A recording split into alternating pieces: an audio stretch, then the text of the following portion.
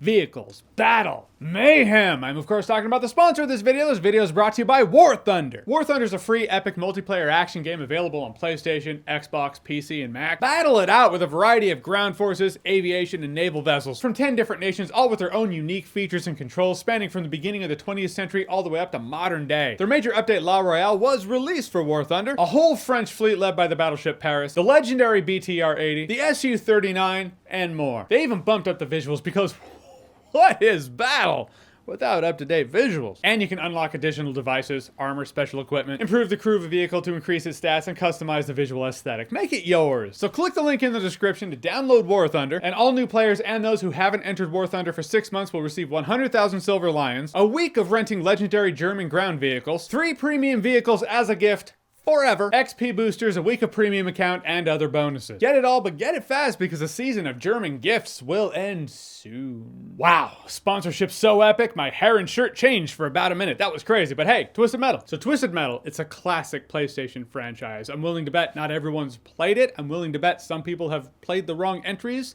because they're not all gold, but I'll make a strong bet about this. If someone in the 90s played Twisted Metal 1 or 2, in the 2000s played Twisted Metal Black, the 2010s played Twisted Metal on PS3, willing to bet they like Twisted Metal, because those are solid. It's such a video game concept of madness that I felt always lent itself to seeing this on the big screen. I'll take a series, but I just kind of thought that movie with Jason Statham, Death Race, I thought that was as Twisted Metal as we were ever going to see. But now it's a 10-episode series, or at least season 1, that you can stream on Peacock, and I'm going to be completely honest with you.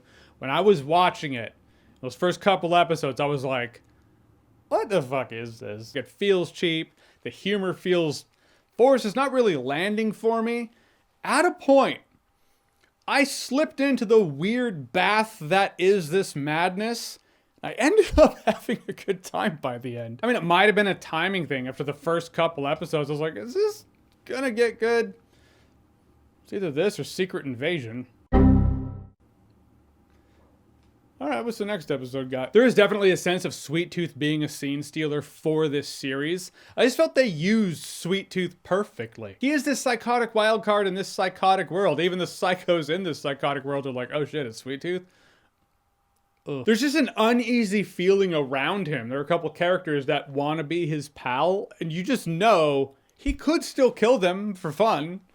It's not a safe place to be his friend. What I really liked about the execution of Sweet Tooth is a wrestler named Samoa Joe plays Sweet Tooth, but Will Arnett plays the voice of Sweet Tooth. It's actually really perfect as the voice of Sweet Tooth. But if you didn't know that, either production-wise or, hey, that's Will Arnett's voice, that's also not Will Arnett. If you didn't know those were two different people playing one role, the voice and the body, you would swear the person behind the mask is the one saying the lines. He did such a good job at having his body language move with the inflection of what's being said by Will Arnett that it just looks like he's saying it.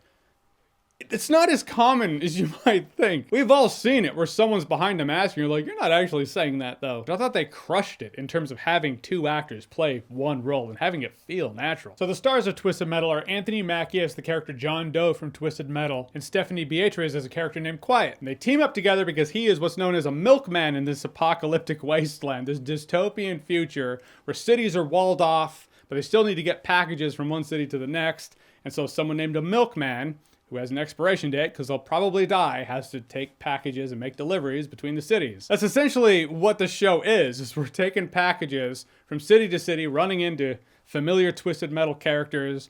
We might get some mayhem along the way. Also, Thomas Hayden Church as Agent Stone, the cop in Twisted Metal, which actually he's a standout too. I guess I really like the psychopaths of Twisted Metal, because I'm here for Twisted Metal. That's essentially what Twisted Metal is. Just a bunch of nuts. It does make sense to have a Twisted Metal main character be a decent human being the audience can get behind for the sake of, you know, tradition. But what can I say? I like me the psychopaths. You get a fair share of them here. But I gotta admit, one of the things that just bothered me, it's actually a gripe I have as time goes on, just progressively, more and more, I make this gripe when I talk about a movie or a show. It's just kind of how entertainment's going. Forced comedy. So much of it. You can tell they want this to feel like Deadpool or Zombieland as seen by the poster, where they're pretty much telling you, hey, this is supposed to feel like those two other properties. But it when it's going down, when there's clearly this comedic moment that pauses for a laugh and I'm just not laughing, it feels like dollar store Deadpool. The world of Twisted Metal in the games never felt as funny to me as they felt dark. It felt more like Mad Max, with moments of dark humor, absolutely, but dark humor is different than... This never happened to me before. Really?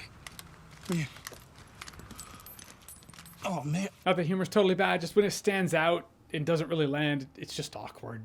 I don't like that. Maybe that's why I like Sweet Tooth in this series, because Sweet Tooth does have that dark humor, that sadistic humor that feels like it's pulled straight from the Twisted Metal video games. It's like they put all their chips in that basket.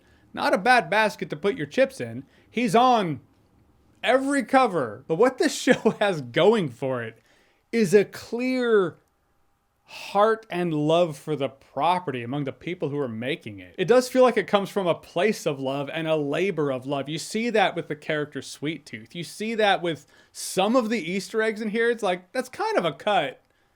You did know that. It's not like the feeling I ever got with any of the live action Resident Evils, where it's like, you've never played a Resident Evil game, have you? It's kind of like what I was talking about in my review from Meg 2 The Trench, when I was talking about how something that's cheesy yet fun is, man, that is skill to pull that off.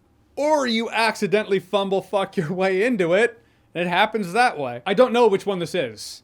And honestly, they probably shouldn't ever say. They just be like, yeah, that's how we do it.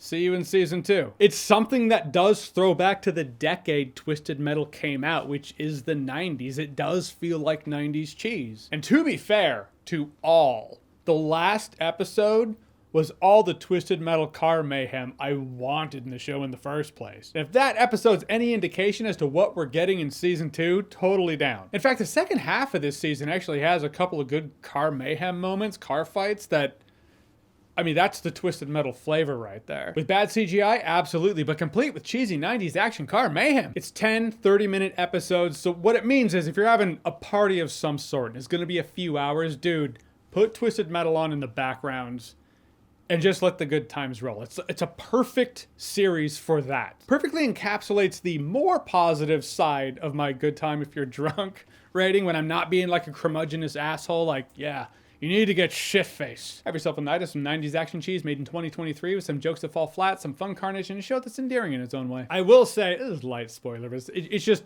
one voice in one scene. You hear Calypso on an intercom. I was not feeling that. It just didn't sound like Calypso to me. It didn't feel like Calypso to me. Going forward for season 2, I hope Calypso does feel like Calypso. Also, there's no Mr. Grimm in here. The next season, though, man, Mr. Grimm's the best. I love me my glass cannons. From Twisted Metal 1 on PS1, I was like, I like the guy on the bike. And then his ending was just the best ending in the game. All right, so Twisted Metal Season 1, have you seen it? What did you think about it? What's your favorite Twisted Metal game? You can rank them if you're going nuts, but just favorite. For me, the ones I listed earlier in the video for sure. I think Twisted Metal on PS3 is peak Twisted Metal. I would love to see a PS5 Twisted Metal, but I gotta say, the end credits to Twisted Metal Black with Painted Black, I watched that shit on repeat. Well, whatever it is, whatever you think, comment below, let me know. And as always, if you like what you've seen here and you want to see more, click right here to see more.